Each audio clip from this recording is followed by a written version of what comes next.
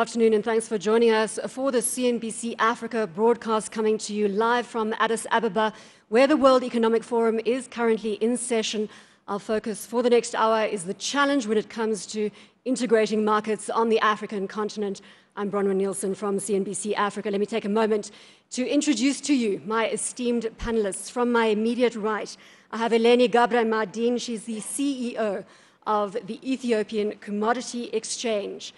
Next up, Praveen Gordhan. He's the Finance Minister of South Africa.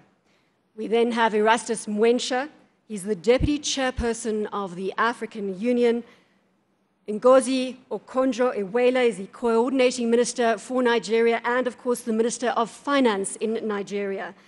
And then we are joined by John Rangombwa. He's the Minister of Finance and Economic Planning of Rwanda. Thank you all very much for joining me for this broadcast. Ngozi, perhaps we can kick off with you. When we come to the biggest challenge of market integration on the continent, is it economic or political? Well, thank you, Bronwyn, for picking me to be the first guinea pig. I think it's both. I think it's both political and economic, and one impacts on the other. Let me make a couple of points. On the political side, I actually think that our leaders on the continent are increasingly sharing the same political philosophy, that we need to support democracies, and that we need to be careful not to allow anti-democratic elements to take root on the continent again. And so you've seen successes with this. I think ECOWAS provides a good recent example, and they've had many successes, SADC to some extent. So we're moving, and the AU, of course, has been very active and good on this. But we still need a lot more to do on the political side, because I don't believe that that political will is translating enough into improvements on the economic side. What do I mean? You need political will to do away with the many barriers that are stopping economic integration on the continent. Just taking one example, logistics. We all know that moving goods from one country to the other, transporting goods, is one of the most expensive businesses you can get into, because there are so many stops along the way from one country to the other and so many border checks. And each one is a costly one for the transporters. You need political will to do away with those and say, look, we're not going to have these barriers. Second, this is costly because you have a continent in which if we had good distribution systems and good logistics, we actually need not be hungry. You could move food from food surplus places on the continent, which we have, to food deficit. But right now, because of these barriers, we have a difficult problem doing that. Movement of people, I've talked of goods, the same thing. The visa issue has come up again and again during these discussions. And one of the first things that political will can do is to decide, as we have in ECOWAS, that for the whole continent, we can be visa-free and people can move around freely. I really believe that when you begin to do some of these things, then we can move into deeper integration issues. In the West African region, we're talking of a common currency. I still think we're some ways from doing this. Ngozi, I'm going to interject there because I want to deal with each of these issues separately as we progress through the debate. So I'm going to throw it now to Praveen. And so in terms of our regional integration, if you look at the plays that Ngozi has mentioned, SADC and ECOWAS, we've also got the East African Community that comes into play, and the Maghreb Union. Which of those regional plays do you believe is the strongest at this time? We're going to have a bit of a competition from Western Africa and Southern Africa. But I think that's not the important question. I think the fact that we have regional formations is an excellent foundation to have in place. The fact that there is an African consciousness developing as opposed to a country consciousness is a good start. But one of the challenges that we do have is how do we create a better recognition and balance between national interest and regional interest. It's the same debate we have in the G20 and elsewhere. How do we create a better balance between national interest and global interest? Now, what we've got to recognize is our limitations as Africa, which is 54 countries, many of them, 15 of them landlocked, many of them with very small economies and very small populations. And Obviously, the point that Ngozi made about the logistical deficiencies in our continent. What we want to look for, if we want to be global players, is how do we build scale? How do we integrate the best of what we have? How do we get the advantage of the demographic dividend more clearly coming into play? But above all, how do we dynamize the process between political decision-making and actual implementation? And the shortage is on the implementation side. And that's going to require a different kind of culture change amongst politicians, amongst bureaucrats, and amongst institutions on the African continent, all of which can be done if we recognize that there's an element of urgency around this and huge benefits for the continent as a whole if we set our minds on this. Erastus, let's bring you in here. Perhaps if we look at, as Praveen said, it's not important who's the strongest. What I was trying to get there to was where can we take example from? Now, it's a well-known fact that ECOWAS is ahead of the game when it comes to the free movement of people, and perhaps SADC and the East African community lag on that front. If we look at that political will, how can we fast-track it? Do we need an overarching body, perhaps an African government for the continent? Is that the only way we're going to get to speak with one voice? Thank you. I think it's important to understand the various models that are in play in the continent as far as regional integration is concerned. There is a set of countries that is putting more emphasis on what you may call political aspects of integration. There are those that put emphasis on economic. And this is not strange in the continent. This is also something that you see even globally. In the continent, there is this debate as a bottom-up and top-down. Should Africa, first of all, integrate at the level of the African Union, or should we have regional economic communities integrate and they become building blocks of the African Union? Now, this debate has been settled. Way back in 1963, it was agreed that we start with regional economic communities, and that's why they were called regional economic communities. But the political aspects would be taken up by the Union at the level of Africa. Now, what we have seen is a mixed bag. Now, coming to implementation, again, you see various scenarios of implementation. But if you look inside, a number of regional economic communities have made progress. I happen to come from a background of regional integration, so I can talk with authority as to what I have seen. I used to be Secretary General of COMESA. Before COMESA launched a free trade area, intra-regional trade in that area was just a paltry 1 billion. Today, it is 18 billion.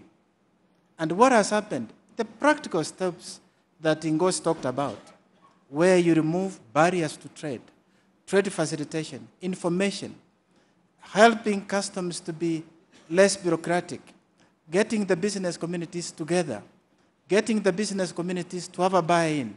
These are small but very important steps that need to be taken so that you can have integration. And when you come to political, issues become more complicated because political, the sovereignty kick in, countries are always got this fear of losing the rights to protect and the flag. And so those are more long-term, and those can take time. But to benefit from what Bronwyn was talking, the economies of scale, the demographic dividend, let us get neighboring countries, like what we see in East African community, move faster, move into a free trade area, customs union, and then use this as a basis for launching the continental. So this January, if you followed, our debate was on boosting intra-African trade. And what we have agreed is to have a mix of these two. We'll get the regional economic communities to fast track so that they can move in those classic things of a free trade area, customs union. But at the continental level, we have also determined that we must move to a continental free trade area by 2017. And as Bronwyn says, issue is implementation and removing the fears and the perception that integration is a zero-sum game, and bridge the message. And I'm happy that these are all politicians I'm sharing the platform with, to bridge the message that is a win-win game. John, isn't there room for consolidation on the regional front and also other bodies? For example, Rwanda. You're a member of the East African community. You're also a member of COMESA. Who ultimately do you take instruction from if you have conflicting policies? Let me put it to you that way. Or perhaps is it the African Union that you'll default to? Yeah, thank you. I think as Erasmus said, there's no conflict. So being member of the two regional bodies is an advantage, it's not a disadvantage. The East African communities, a community of 5 countries, are maybe easier to agree and implement policies and reforms that can also impact on the bigger COMESA region of more than 20 countries.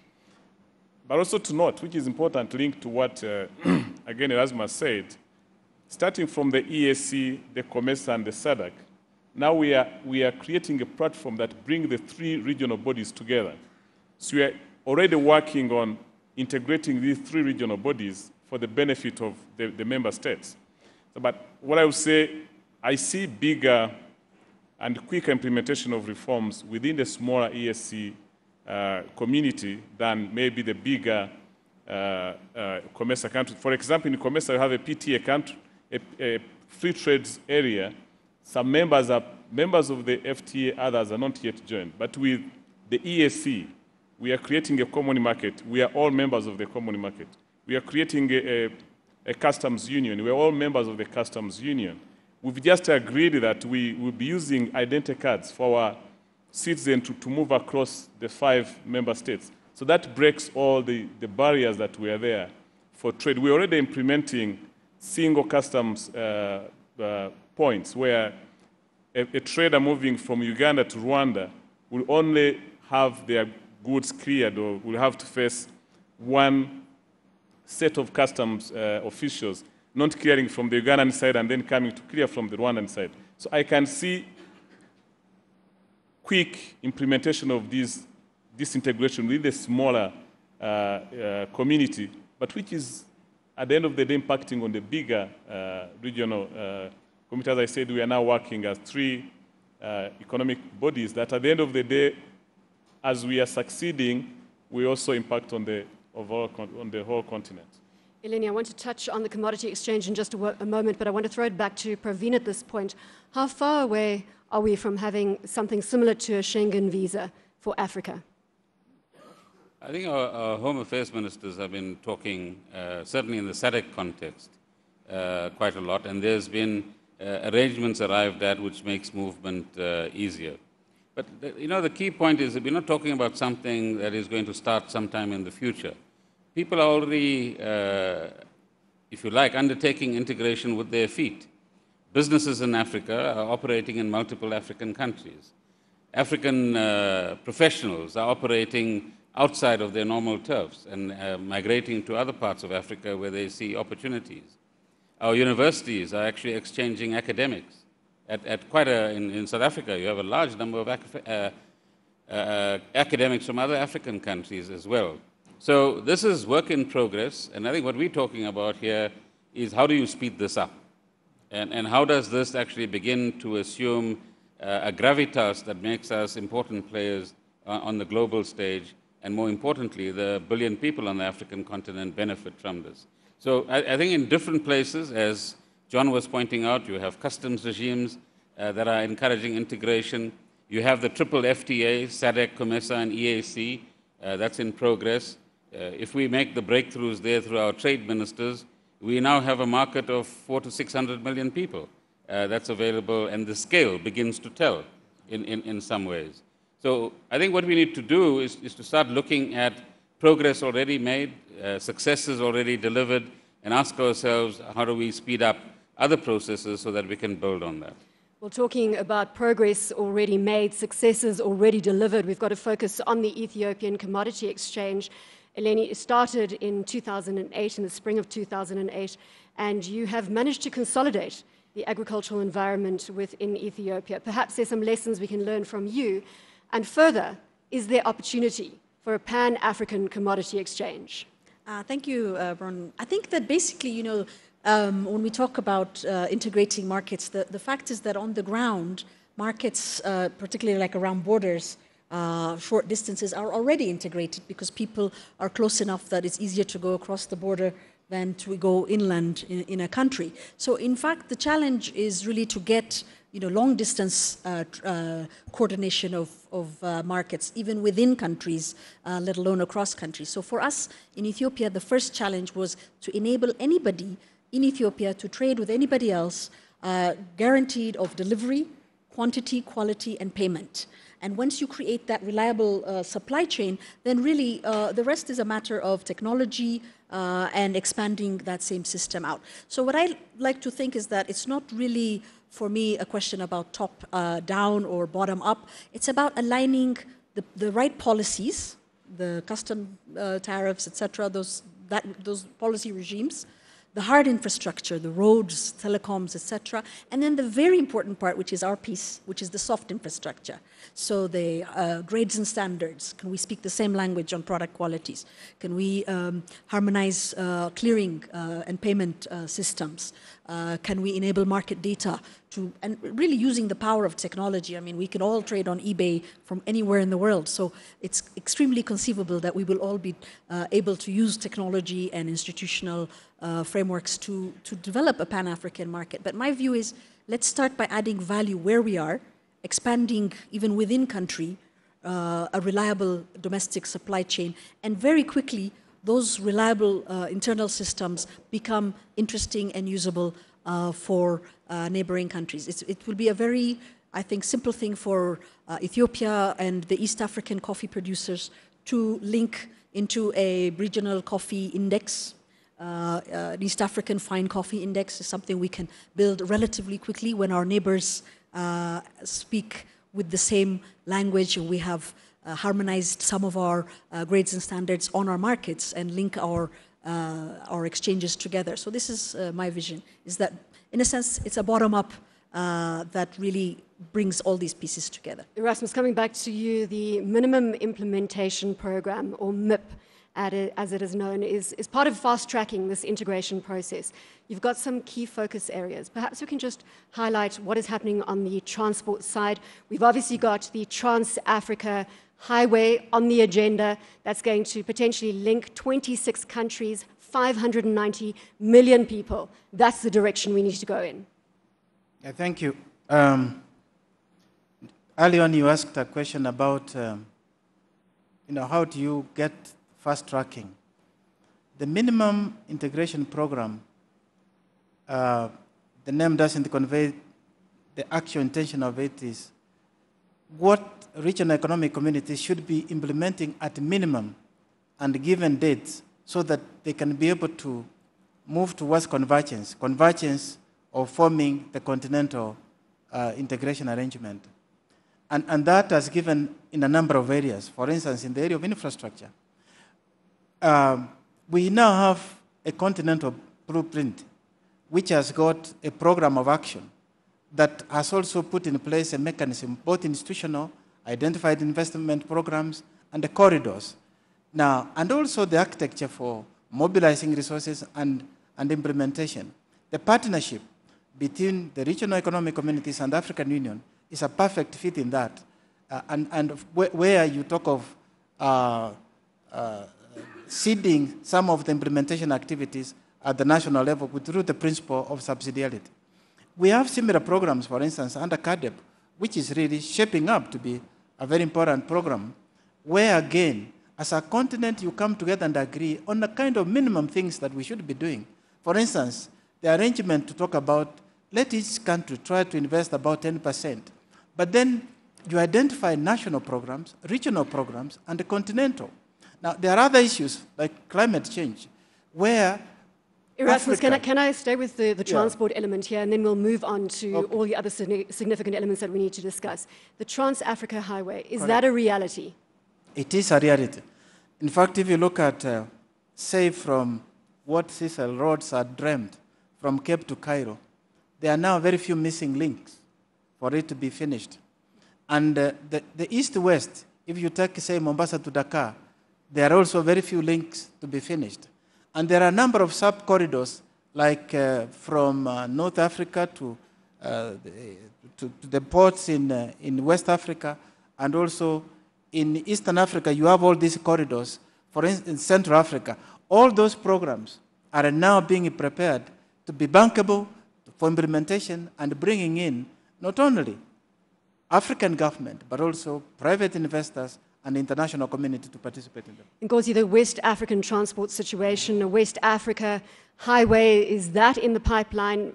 Obviously, transport costs in Africa are among the highest in the world, especially when it comes to landlocked countries. Yes, I think that the question of infrastructure, if we were able to get it right, would really unlock a lot of the integration issues that we're battling with. But let me say this. A lot of work has been done, and as Wencha said, much progress has been made. But still, I want to point out one thing. I think we lack institutions that financially can borrow and implement. And we don't really have regional integration instruments. What am I saying? We have institutions that can package deals, that can do studies, that can prepare the way. But when it comes to implementation, we are lacking, if you had a regional institution, let's say, that could borrow on its own account, leverage financing on its own account, and implement as a regional organization a project, that would really help. And I think it would speed things up. Right now, what we do is each country does its segment, right? And we go back to the national thing to do that. And a country could decide that, look, this particular segment of the road is not my priority right now. It is better I do something else. So I think that for us to talk about a West African highway and, rail, don't forget rail as well, that we really need to devise this financing instrument that we can then use to apply. And I think it's vital to link the landlocked countries.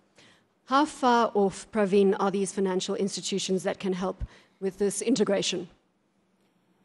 Not too far off. We do have some of them in different forms. So you have the African Development Bank as one institution, but it's overloaded. It needs to get more capacity and more capital. We have the Development Bank of Southern Africa.